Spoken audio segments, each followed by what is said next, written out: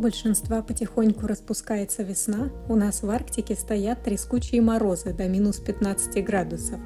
Однако это вовсе не причина, чтобы горевать, а повод уютно устроиться у печки и рассказать еще немного о моем северном доме. Сегодня заглянем ко мне на кухню. Кухню в скандинавском стиле на крайнем севере.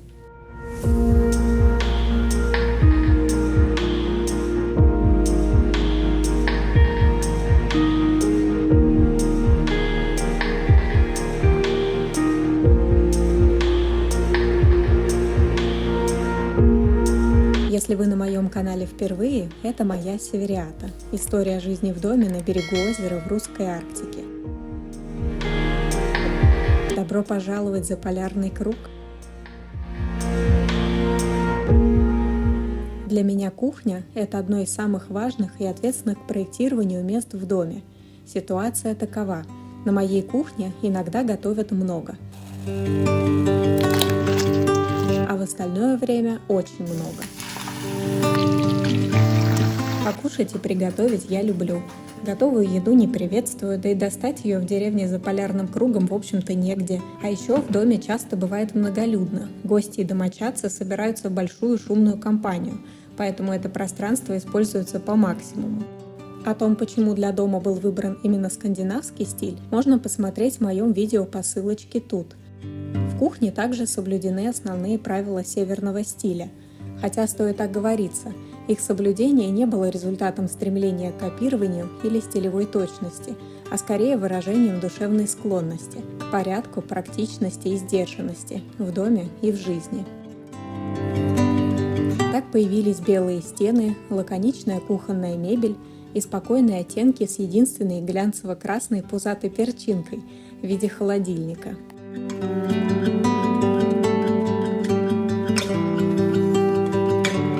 Но, на мой взгляд, говоря о кухне, стоит начать не с отделки, а с ее планировки, ведь без грамотного проекта затягивается ремонт, увы, страдает функциональность и в конечном итоге личный комфорт. Для создания проекта воспользовалась бесплатным планировщиком, которых много в интернете. Я не дизайнер и не строитель, но, возможно, мой опыт будет полезным или наведет на интересные идеи. Хоть и ориентироваться всегда стоит только на свой образ жизни, хозяйственные привычки и даже стиль готовки. Это, конечно, была не первая кухня в моей жизни, поэтому из прежнего опыта и ремонта и использования были извлечены полезные уроки. Первое. Определить, что необходимо и что хочу видеть на кухне заранее. Второе. Вписать это в заданное пространство с учетом его особенностей, площади и расположения коммуникаций. И третье – исключить лишнее и неподходящее. По первому пункту, на кухне мне необходимо было строго определенное количество мест хранения для посуды, крупной кухонной утвари, мелких столовых приборов и бакалеи. Оптимальное для моей жизни количество каждой из этих позиций было давно известно. Затем необходимо было подходящим образом вписать крупные бытовые приборы – холодильник, духовку, варочную панель и посудомоечную машину, а также вместительную раковину, обязательно с крылом для сушки. Говоря об ограничениях и особенностях, пришлось испробовать много вариантов планировки, чтобы вписать мою любимую и удобнейшую часть кухни – кухонный остров, позволяющий готовить лицом к гостям и миру. И все, только чтобы понять, к сожалению, что площадь помещения, несущие стены и требования к комфортной ширине проходов никак не позволяют это сделать. Также у помещения был нюанс в виде большого окна с низким подоконником и одной скошенной стены с раздаточным окошком. Это окошко в процессе ремонта превратили в полноценный проем, пожертвовав полезной площадью в пользу освобождения пространства. А низкий подоконник при высоте в 75 см при любой планировке мешал установке в стандарте более высокого кухонного гарнитура. Выбирая меньший из зол, основную часть кухонной мебели все же было решено расположить вдоль окна, понимая, что полное его открытие при этом будет невозможно. Приняла это и готова к мытью кухонного окна только снаружи дома. На проветривание это не влияет. Забегая вперед, скажу, что решение отличное, и я о нем не пожалела. Удалось соблюсти и знаменитое, и вполне практичное правило рабочего треугольника на кухне, согласно которому места хранения продуктов, их мойки и приготовления должны располагаться последовательно и недалеко друг от друга.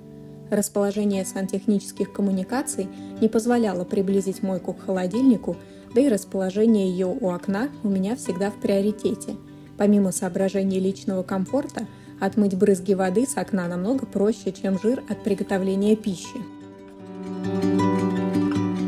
Таким образом, расположив все необходимые позиции в масштабе и мысленно разложив все по местам, стало очевидно, что моя кухня не нуждается в верхних шкафах, поскольку прямой необходимости в них у меня нет, но при наличии они, как и любые свободные места хранения, однозначно притянут неизвестно откуда взявшиеся и зачастую не совсем нужные вещи.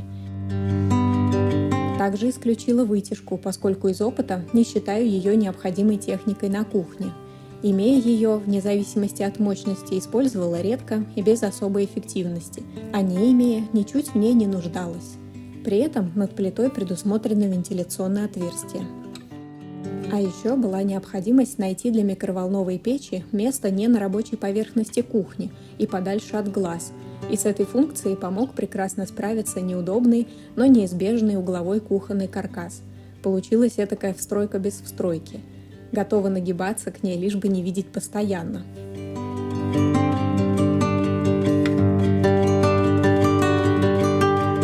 Немаловажный элемент проекта кухни – освещение – в данном случае был быстро и нетрудно определен в виде основного верхнего света и жизненно важной подсветки всей рабочей поверхности.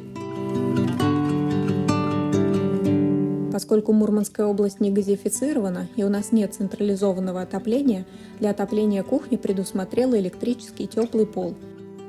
Окна зимой не запотевают и не накапливают конденсат. После размещения мебели и света на плане оставалось только просчитать расположение электрических выводов и розеток, в том числе под каждый бытовой прибор, и поиграть стандартными для всех кухонных фабрик размерами и конфигурацией каркасов, чтобы подготовить развертки каждой стены помещения.